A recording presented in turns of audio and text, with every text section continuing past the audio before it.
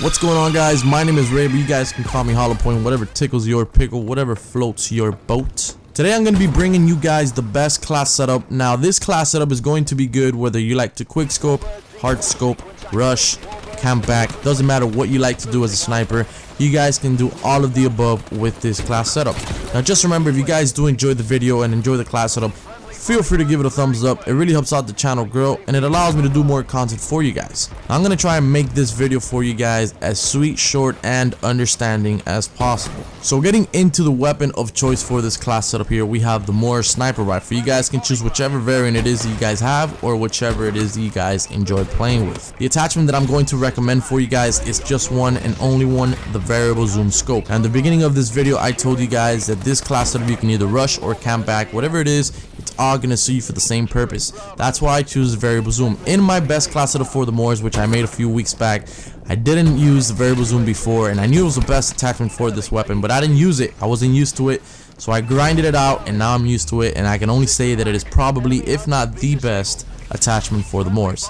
It's good in the sense that if you want to camp back, it has 3 levels of zoom. You can zoom into the 2nd level or 3rd level and just kind of camp back, hold a little bit, and just, you know, take off the people from afar, and it'll serve you really good that way. Now if you guys just want to rush a little bit and get a little bit of feeds, you can simply leave the variable zoom at the 1st level and it'll serve you for the purpose of close quarter combats. In other words, let's say you're within a 3 to 5 feet range, you know, against another enemy. That enemy has an SMG or an assault rifle. If you do not have the variable zoom, as soon as you aim down the sight, it's gonna zoom you in all the way in and you're barely gonna be able to move. If you guys have the variable zoom, it'll allow you to move more because you're not as zoomed in into the player or into wherever it is that you're trying to aim at. So what that'll do is it'll make it easy for you guys to zoom in and actually maneuver your aim as far as close quarter gunfights go. So make sure you guys, if you're not using the variable zoom, try it for a few days, get used to it, and then try going back to the regular zoom. I promise you, you won't regret it. It is a really good attachment for this weapon. Now moving on into the secondary weapons for this class setup, we have the RW1 pistol. I'll actually explain this pistol and why I choose it after I go over the perks. Now moving down into the wild cards, we got perk 1 greed and perk 3 greed. Obviously the greeds for the perks allow us to have extra perks on those perk slots. Now moving up into the perks, we have lightweight and low profile. Lightweight is going to actually allow us to move faster.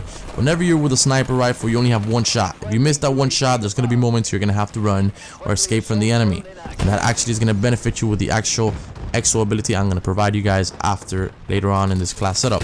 So lightweight is going to allow you to move faster. With a sniper rifle, it's such a big weapon that your guy will not maneuver himself as quickly as he would with an SMG or with an assault rifle. So whenever you have a heavy weapon, you want to make sure you equip lightweight. That way you can move at least as close to the same speed as those other players do.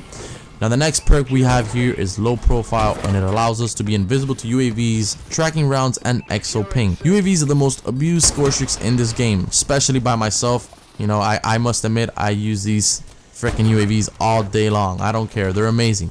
So make sure you have low profile, that way you are not vulnerable to these UAVs. If the enemy team has UAVs running up, you're basically going to be spotted super easily, and you're going to find yourself dying a lot more times than you normally should. Now the second perk that we have here is fast hands, and this goes hand in hand with the RW1 pistol. Fast hands allows us to reload while sprinting, which is really good for snipers, or is really good for the RW1 pistol whenever it is you're trying to run and hide while reloading at the same time. It also allows us to swap weapons faster and use exo abilities and exo launchers faster. So whenever you're running with the sniper, it's very important for you guys to run a secondary, and of course the RW1 is probably the best secondary you can possibly equip. So putting on fast hand will allow you to swap to that weapon very fast, just in case you miss the first sniper shot. You guys will actually see me in some of the clips that I actually shoot, miss, and then swap to my RW1 pistol and get the kill with the RW1. So it really does help you out in those moments where you really need another bullet. Now moving on into the perk 3s, we have toughness and blast suppressor. Toughness, we have flinch less when shot. This is if you guys are camping back a little bit, it is very useful. And then you want to make sure that whenever you're zooming in, if you get shot, your aim does not flinch. If you guys don't like toughness, you can simply replace for scavenger. It'll be an amazing replacement. Either or does the job well done. Now obviously toughness could be pretty handy with snipers because sometimes you're not really going to spend your entire clip, and not get killed unless you're a really good sniper or unless your aim is just terribly wrong or terribly horrible, and you shoot 100 bullets and you only get like 3 kills. And now moving on into the last perk, Blast Suppressor. Invisible on the minimap when performing X move. There is no explanation for this perk. It is the best perk in the game.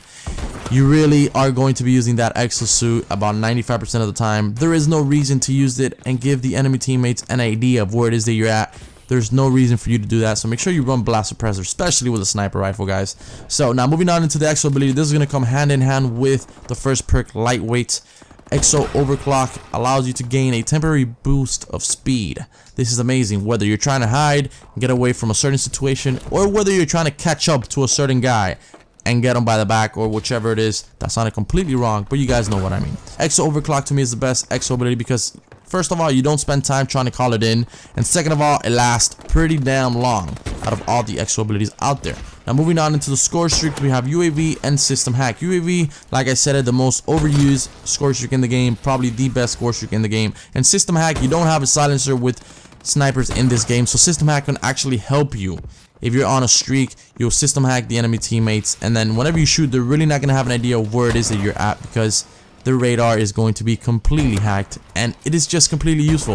If the system hack, what it also allows you to do is you can hear people. If they're close by, if they're hiding, you have no idea how many times somebody's been hiding in a corner, and I can just hear them because of my headset and system hack. There is no amplify, there is no hearing footsteps in this game, so whenever system hack is enabled on your side, you can actually take this towards your advantage and hear where it is that people are at, even without them moving.